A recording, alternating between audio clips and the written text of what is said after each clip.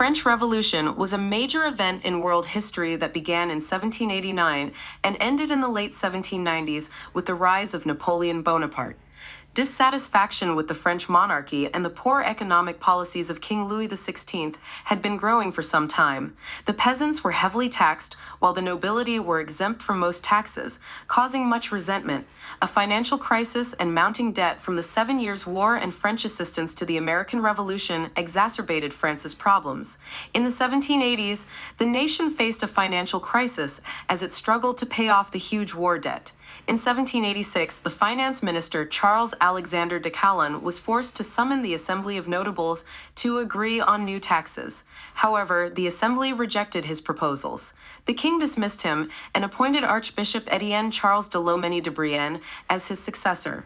Brienne instituted some reforms and reductions in royal expenditure, but the Assembly of Notables still refused to approve new taxes. The crisis grew worse as harvest failures in 1788 aggravated popular discontent, producing food shortages and price increases, known as the Flour War. In May and June 1789, the Estates General convened, but disagreements came up regarding procedures for voting. The Third Estate, which represented the common people, began to call for a singular legislative body with representation based on population. Facing financial bankruptcy, Louis XVI agreed to double the representation of the Third Estate, hoping this would help address the fiscal crisis. However, tensions continued to rise, with the other two estates refusing to restructure. On June 17th, the Third Estate declared itself the National Assembly, an assertion of parliamentary sovereignty. Over the next month, the Assembly acquired radical allies among the clergy and nobility, attracting large crowds that surrounded the palace at Versailles to prevent any royal interference. On July 14th, a mob stormed the Bastille prison, seeking gunpowder and weapons. Though the prison held only 7 prisoners, the Bastille represented royal tyranny to the common people.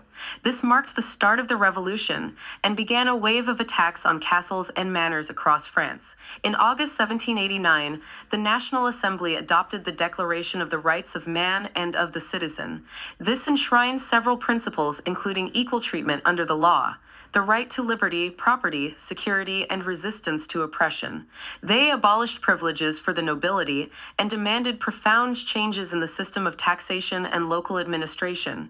In October, a group led by the more radical Jacques-Louis David and revolutionaries Marat and Danton began staging violent actions to radicalize the revolution. They marched on Versailles on October 5, 1789 in the March on Versailles, forcing the royal family back to Paris under guard and ending the feudal system. Growing republicanism and radicalism led to the establishment of a constitutional monarchy in 1791 with restrictions on the powers of the king.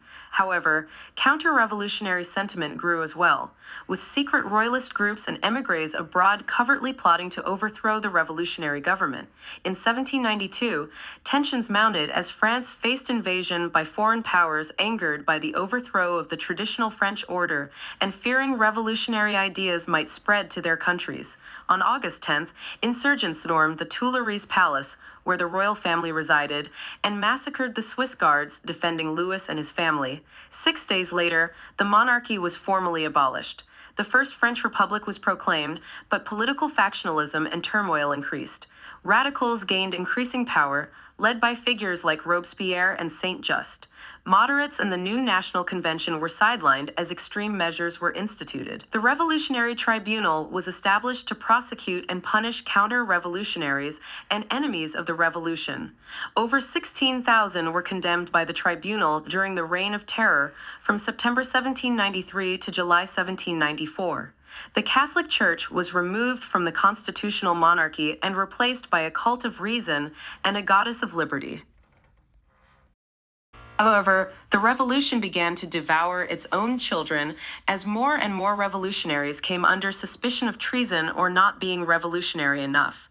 The radical Jacobins, who had led the revolution, began to consolidate power under the auspices of Robespierre's quasi-dictatorship as part of the Committee of Public Safety during the Reign of Terror.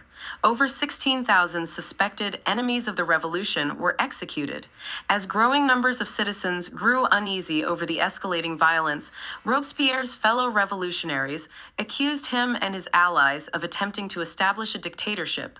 On July 27, 1794, Robespierre was arrested, and the following day he was executed along with 21 of his supporters, marking the end of the Reign of Terror. The Thermidorian reaction took place from July to October 1794, ending the Reign of Terror of Robespierre's Committee of Public Safety. The National Convention replaced Robespierre's radical Jacobin government with a more moderate form of governance. Key revolutionary principles like demanding the establishment of a democratic republic remained enshrined, but the period of excess, suspicion, and violence had finally come to a close. With the new leadership under the Directory government from 1795 to 1799, they sought a moderate path between the radicalism that had terrorized France and a return to the old monarchical system of pre-revolution days. The revolution had transformed France, overthrowing feudalism, establishing inalienable rights for all citizens, and remaking the political and social order. However, continued foreign threats and internal strife would lead to another major development: the rise of Napoleon Bonaparte as leader. In November 1799, Napoleon Bonaparte staged a coup d'état, overthrowing the French Directory government, replacing it with the French consulate government. He became the first consul, concentrating power in his hands, but claiming to uphold republican principles of liberty and equality. Napoleon solidified control through the Concordat of 1801 that re-established the Catholic Church in France and ended parts of the dechristianization campaign of the Revolution. He enacted significant liberal reforms through bodies like the Civil Code of 1804. Cementing the changes of the Revolution, like the abolition of feudalism and establishing legal equality between Frenchmen. However, Napoleon also established autocratic rule, crowning himself Emperor of France in 1804. While Napoleon expanded French influence and territory through military campaigns and occupation across Europe, his reign marked a definitive end to the revolutionary period that began in 1789 and transitioned towards stable government under imperial rule. The goals of liberty, equality, and republicanism enshrined during the upheavals of the French Revolution had given way to the centralized authority of the Napoleonic Empire by the early 1800s. Napoleon's reign would come to an end in 1815 after his defeat at the Battle of Waterloo, but France had been forever transformed by the tumultuous events of the French Revolution. It served as a highly influential model across Europe and inspired calls for democratic reform, nationalism, and debates about personal freedoms that continue into the modern era.